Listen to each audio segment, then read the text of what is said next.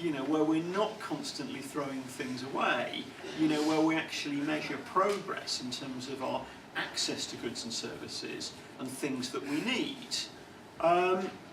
So kind of that might take me on to the comment. Shall I go on to my other book? Yeah. And then I'll eventually shut it. How long have we got? Well, we have to be out of here for 9 o'clock.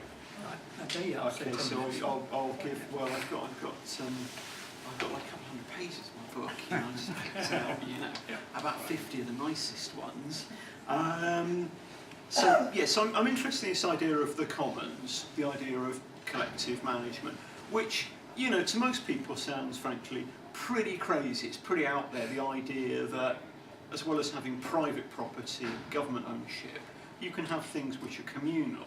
And this sounds like a kind of complete disaster and would never work. But, you know, I think there's ways that it can work. I mean, libraries are a good example. I'm sure in the future they'll say, oh, there were libraries, but people didn't really like the libraries, so we shut them down, you know?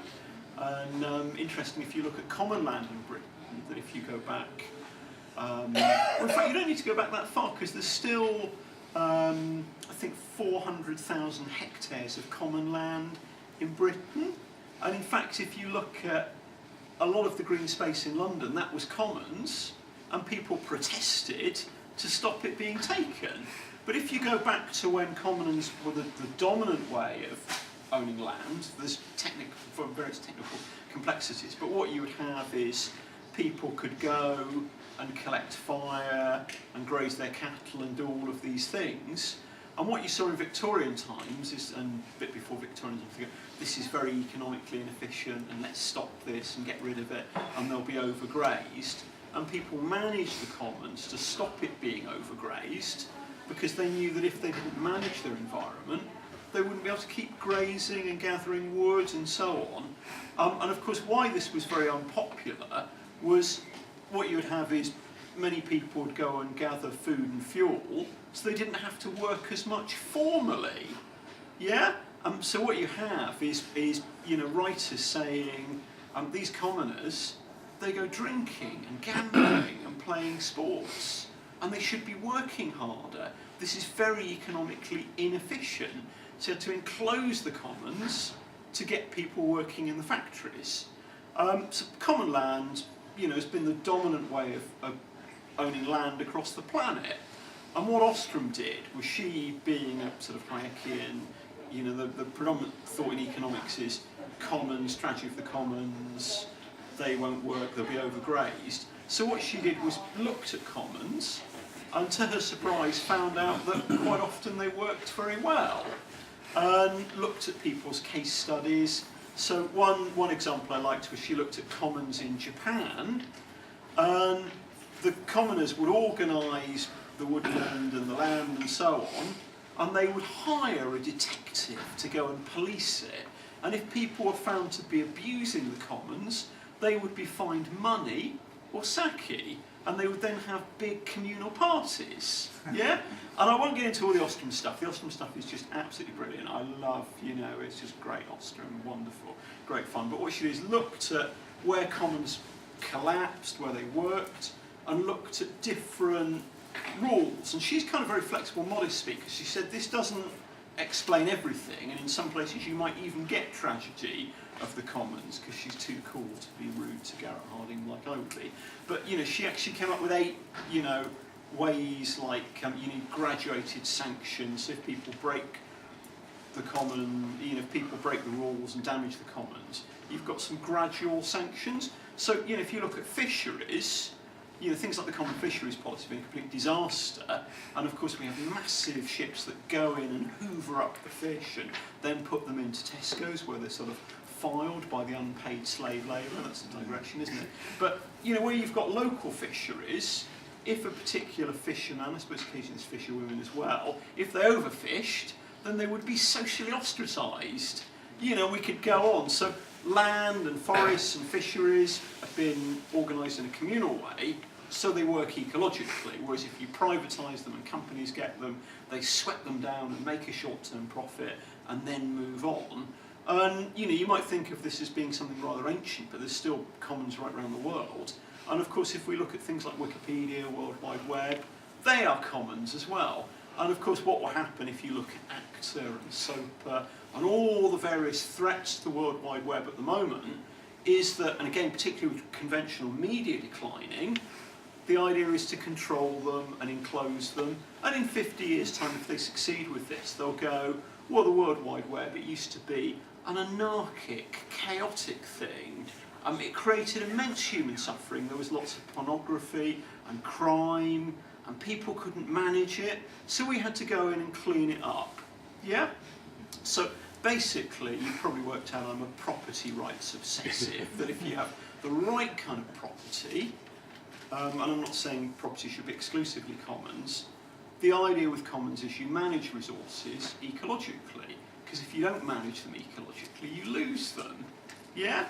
So there's this idea with commons of what's called usufruct, and it's the idea that you can have access to something as long as you look after it properly. Yeah? And to me, that's almost all we need to know. I'm oversimplifying a little bit, but it's certainly the fundamental thing we need to know about climate change and biodiversity and ecology, that that people can have access to resources as long as they look after them, as long as they don't use them up, as long as they maintain them. So, that's key, whether it's Wikipedia or whether it's a toy library. If you're less kind of socialist than me, you might talk about collaborative consumption. Even within a sort of market capitalist economy, you've got things like car sharing and community ownership of cars. So I'm kind of interested in commons right the way through, from how you maintain land and forests and so on, to how you actually use this to kind of have a sane economy where we're not consuming as much. So anyway, I'll pick it. I'll start off my Culture, Conflict and Ecology, the Commons and History book, with this quote from, I don't know how, I'm not very good on French names, it's George Perec? Yeah? George Perec. Yeah, okay, this is social sharing, I'm learning, yeah? And I found this quote, I can't remember where I found it from, but it says, I wish I could read this in French. What we need to question is bricks, concrete, glass, our table manners, our utensils, our tools, the way we spend our time, our rhythms, to question that which seems to us have ceased forever to astonish us. We live, true, we breathe, true, we walk, we go downstairs, and we sit at a table in order to eat. Poor man died of cancer, he didn't go into how much he smoked, but anyway. We lie down on a bed in order to sleep. How, where, when, why. Describe your street, describe another, compare. So I thought that was a lovely quote for thinking about the things that we view as absolutely inevitable and common sense, and questioning them. Another quote I had, and it's so sad that he died, I mean he was just absolutely great, was from E.P. Thompson. And E.P. Thompson was a very kind of practical eco-socialist green leftist, because he was a historian and wrote great biography of William Morris, the sort of, I mean, you love Caroline Lucas, but possibly the even greater Green leader was William Morris in the 1880s and 1890s, who would have been probably even keener to save this building than me. And William Morris and E.P. Thompson, of course, wrote the Making of the English Working Class. And he wrote a lot on commons as well, how they worked. And I had this quote, which I thought was rather fun, and he talks about the fact that quite often we think of the common as being defeated, but there are actually lots of victories. And he says, London and its environs would have no parks today if commoners had not asserted their rights. And as the 19th century drew on, rights of recreation were more important than rights of pasture, and were defended vigilantly by the Commons Preservation Society. The Commons Preservation Society is the oldest environmental group in Britain, I think set up in 1865 to defend the commons, and is now the Open Spaces Society. Thompson wrote this in 93. We owe to these premature greens such urban lungs as we have. More than that, if it had not been for the stubborn defence by Newbury commoners of their rights to the green and common, where on earth could NATO have parked its nukes? So it's at the time when you had the Green and women who rediscovered the common, and the common is back to being a common. So you know, I kind of loved that, and I had all sorts of quotes about people fighting for the commons. You know, when we look at Anonymous and all these kind of people, they're fighting for the commons. There's also a big kind of feminist thing with the commons, that women traditionally have lost out most from the destruction of the commons. And there's a publication from South London Radical History Group, whose title I've forgotten actually what it was called, but it's on, I think, on the commons. And it talked about Plumstead Common being, I should have found some more like Neasden examples, I'm sorry about this. Plumstead Common in South East London being defended by these very militant women. On a September in May 1870, a number of the lower class who were resolved to test the rights demolished fences and carried off the wood. So quite often people just wreck the fences, you know, and occupy. A party of women armed with saws and hatchets first commenced operations by sawing down a fence enclosing a meadow adjoining the residence of Mr. Hughes. I presume he was the encloser and not somebody entirely innocent. Do you know about Kett's Rebellion? I'm trying to remember whether it's John Kett or William Kett, but that's interesting. Fences belonging to William Tongue were pulled down. There was talk of pulling down Hughes's house as well. Hughes called the coppers, and some nickings followed. I quite like the way they write. The next day, hundreds of people gathered and attacked fences put up by Mr. Jeans. When the bobbies arrived, many vandals took refuge in the local pubs. So you know, I wouldn't call them vandals. You know, so in a sense, this is still going on. You know, in Peru, there's huge struggles. People trying to take hold of the rainforests. I might read you something actually from the Awajuan, who are like I can't pronounce that either, but a Peruvian indigenous group, very militant and effective. You know, could teach your average environmental NGO very much. And I've got this section called "How Do We Fight the Crab?", all about fighting enclosure. And it comes from these people, and they said, formerly, when animals were people, a giant crab called Ukachu or something like that commanded an army composed of ants and fish that killed the strongest warriors. Then who were tigers, vixens, and birds, and so on and so forth. So this giant crab struck the water with its claws, forming floods that drowned the people. The warriors could not defeat it. Finally, the weakest animals met to plan an attack. They were the armadillos and some small birds that made their nests in earth holes. According to the plan, they were digging tunnels that arrived at the house of this giant crab. The next time the giant crab struck the water, the little animals opened the tunnels, all the water ran by them and he was dry. Then Poucher took its lance and killed him. This is from one of their websites, because these people have websites. So you put like traditional commons together with the commons of the internet, and they actually say, well, the crap today is the corporations who want to take our rainforests, and they use non-violent direct action, and they use the law. And you know, I'm sometimes quite critical of environmentalists. They seem very worried about the environment, but hey, these people are actually defending the rainforest very effectively, and they've got ideas of how you might build an economy which is more sustainable. And they're certainly not kind of anti-technology. Indigenous people, I've met many of them, you know, they don't want their land stolen. You know, development usually is just an excuse to nick all their stuff. But what they do want is the internet, and they want modern hospitals and so on. But they also want to find ways of using their environment to sustain it ecologically. You know, so very, very, you know, very important.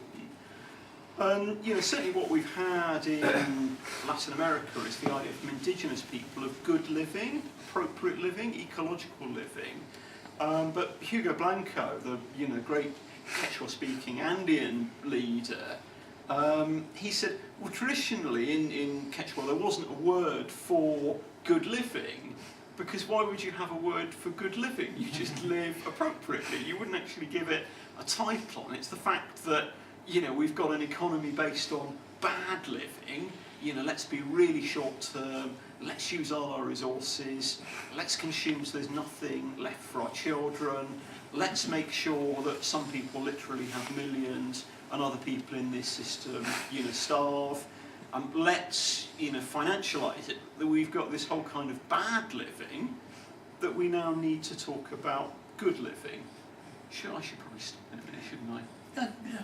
Good a while. We've got 45 minutes. We've got 45 minutes. I think we need a good Lots half of hour. debate. We need to Discussion 45 minutes. Because we've got some Okay, people here so who are talking. I'll briefly, so what I've been kind of doing with the Commons is I've done an introductory chapter that looks at tragedy of the Commons, why people think it's destructive, looking at examples of where Commons have worked. And quite often they say, oh, this common didn't work, so I had a reference to Boston Common being overgrazed, and they had to enclose it and fence it. And then I looked up the records, and apparently this wasn't the case at all. Apparently there was a problem with overgrazing, so what they did was organise stints and said, you can put on so many cattle, but no more. So this tends to happen with commons, that they're managed. So, traditionally you would have the cattle you could look after over winter. You couldn't put more than that on the pastures in the summer. Yeah, and then if you broke the rules, there'd be reparations against you. And in fact, that happened with Boston Commons, and I think that the use finally changed for other things. And again, it used to be very much, in Africa, the Africans, they're not very good at looking after their land. You need white people to sort it out for them, and there's endemic overgrazing. And if you now look at a lot of the kind of environmental history of that, it challenges it. Also, what you tend to do is quite often get lots of enclosure, so the people remaining on commons overexploit it. Yeah. Now, I obviously might be rather biased to going, hey, the commons is a good way of organising things. But in the first chapter, I kind of look at case for, case against examples of commons. What I then get onto is a chapter where I look at the kind of culture, because it's interesting how the culture affects the economy. Because economists have got this idea of rational management and maximising behaviour and all of that. And if you look at human societies, they're very varied, and they've got different motives for looking after things. So one of the nicest examples I found, again, it's kind of indigenous example, of people in Queensland who would sing to the land, that they felt it was appropriate to go and sing songs to the land, to care for the land. Okay, so obviously, I'm not going, we've got to bring in compulsory singing in Neasden to nurture the environment. But, there's quite different kind of cultures about how people use resources and property and ways of doing it. And as I say, this idea of usufruct, the idea of private ownership of land is relatively recent. I suspect people have got, societies were nomadic, and then people became more settled and then would have property around their land and so on and so forth. But traditionally, the idea of people privately owning land has been seen a bit weird.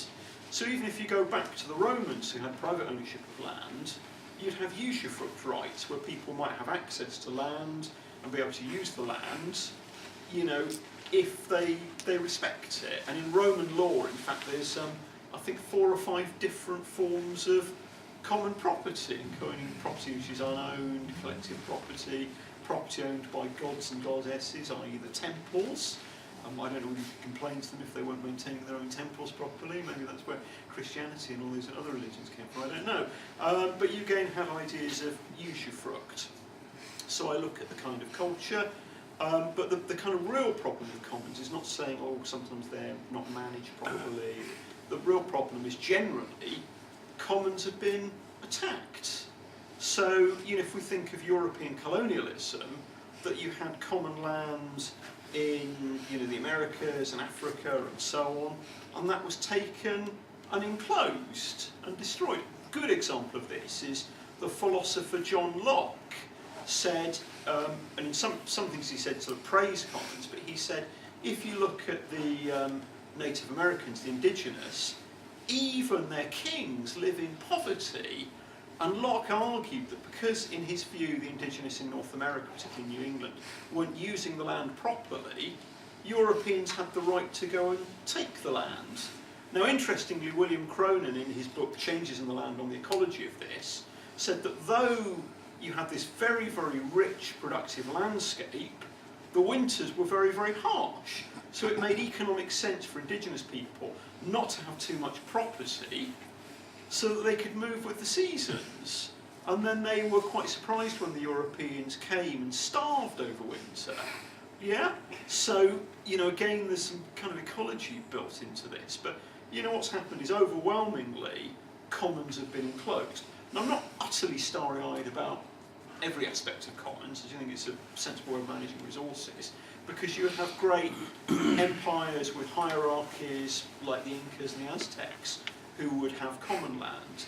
I've been in touch with this guy who's an indigenous guy in Alaska, and he was saying, well, you know, it wasn't all good being indigenous, you know, because we used to have slaves, and our society was quite sexist, and it was quite racist to other societies. I'm certainly not condemning their society, because they certainly didn't go around the world enslaving it like a lot of white Europeans. But again, you can't just have an idea of indigenous people or peasants or, you know, computer geeks with their commons. I mean, they're not perfect. I'm sure a lot of the computer geeks do all sorts of terrible things, but that isn't the point. You know, you've got to have a kind of critical view of this. But nonetheless, I kind of look at how commons were enclosed and removed and so on. And then I get on to what we can learn from the environmental history to tell us about the future. And I'll maybe finish off a little bit with the environmental history, give a little plug to Cuba, and then that gives you at least 10 minutes to come back at me, doesn't it? So what was interesting is if you look at, I was looking at Jared Diamond's book Collapse. Do you know about this? So, He's the author of Journalism Stick. yeah. So is this all a sequel? I don't know, I thought it was quite famous, this book, maybe it isn't. But anyway, basically what he argues is that some societies in their past damaged the environment, and we can learn from them to protect our environment now. And one of the examples he looks at is Easter Island. And this has been very controversial, because what